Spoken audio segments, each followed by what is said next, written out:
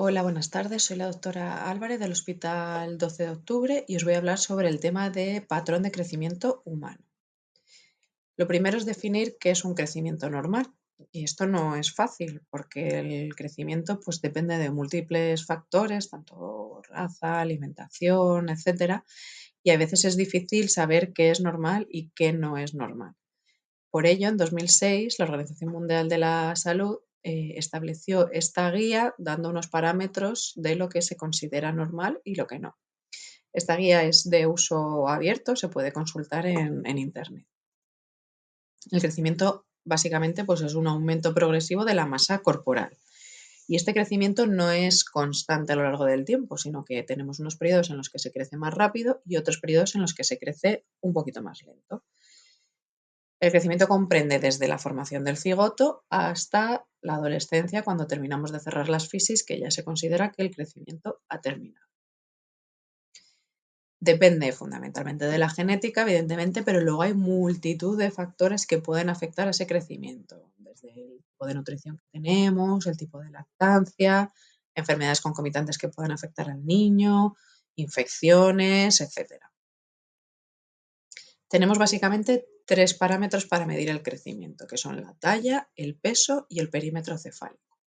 Con eso se desarrollan una serie de tablas, se separan entre niños y niñas y con ello determinamos qué entra dentro de lo normal y qué no entra dentro de lo normal. Además, existen una serie de proporciones corporales en función de la edad. Cuando somos más pequeños, el segmento superior es más grande, lo que es cabeza y tronco es más grande que piernas. Más o menos durante la adolescencia se van igualando y ya al final del periodo del crecimiento, las piernas, el segmento inferior, es más grande que el segmento superior. Además, lo que hemos dicho, este crecimiento no es constante a lo largo de toda la vida, a lo largo de todo el crecimiento, sino que tiene dos picos. El primero es en la primera infancia, los 2 primeros años, que crecen mucho los niños. Luego tenemos una fase que no es que no crezcamos, que crecemos también, pero de una forma un poco más lenta. Y luego un periodo puberal o una preadolescencia en la cual se produce otro pico.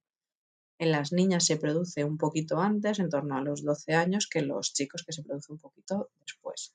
Y esto es el conocido como estirón puberal. Además, estos patrones de crecimiento no son iguales, o sea, tenemos un patrón de crecimiento cefalocaudal, primero crece más la parte superior del cuerpo y luego va creciendo la parte inferior, y luego también crece primero lo que es el tronco y después, un poco más tarde, crecen las extremidades. Como sabéis, el crecimiento óseo se produce en la fisis mediante una osificación encondral. En la fisis tenemos tres zonas bien diferenciadas. La zona de reserva, que es donde tenemos ahí a todas las celulitas esperando y donde se forma la matriz extracelular. Una zona de proliferación, donde se produce el crecimiento longitudinal. Y luego la zona hipertrófica, que es donde se empieza la calcificación. Y aparte de este crecimiento longitudinal, se produce una maduración ósea. Y esta maduración sigue más o menos un patrón constante. Entonces, para poder medir esta maduración ósea, tenemos diferentes métodos. El más utilizado es el método cualitativo, que básicamente es comparar con unas aldas que tenemos. El más conocido es este, el de Greulitz y Pyle, que utiliza las radiografías de mano y muñeca y lo comparamos, ¿no?, con la radiografía que tenemos nosotros. Y luego existen métodos cuantitativos que, bueno, consisten en dar una serie de puntuajes a diferentes parámetros. ¿Qué aplicaciones tenemos en la ortopedia infantil? Pues primero, predecir un poquito la estatura, ver si es una estatura normal o no. Predecir, por ejemplo, dismetrías, ¿no? ¿Cuánta dismetría vamos a tener al final del crecimiento? Ver estas alteraciones del crecimiento, si está alterado o no está alterado. Si está alterado por exceso, como puede ser pues, un síndrome de Marfan, una acromegalia, o si están alterados por defecto, ¿no? Un enanismo, una condroplasia, etcétera. Luego tenemos las alteraciones de la proporcionalidad. No es lo mismo un retraso del crecimiento proporcionado, en el que todo el cuerpo disminuye más o menos, que pueden ser, pues, por ejemplo, en casos de desnutrición, en casos de enfermedades crónicas, que las alteraciones de la proporcionalidad desproporcionadas, o sea, un retraso del crecimiento desproporcionado. Eso puede ser, por ejemplo, una acromegalia. La acromegalia es un enanismo, ¿no? Crecemos menos, pero el segmento proximal, tanto del brazo como de la pierna, son más cortos todavía que el resto, ¿vale? O, por ejemplo, en un síndrome de Marfan, que sabemos que los brazos son mucho más largos.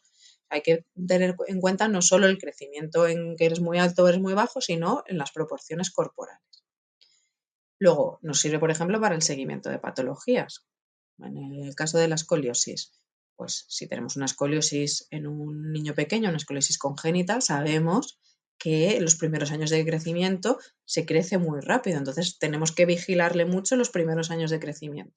A partir de los 3-4 podemos espaciar un poquito las consultas hasta que lleguemos al periodo del pico puberal, en que sabemos que van a pegar otro pico de crecimiento y les tenemos que volver a vigilar estrechamente.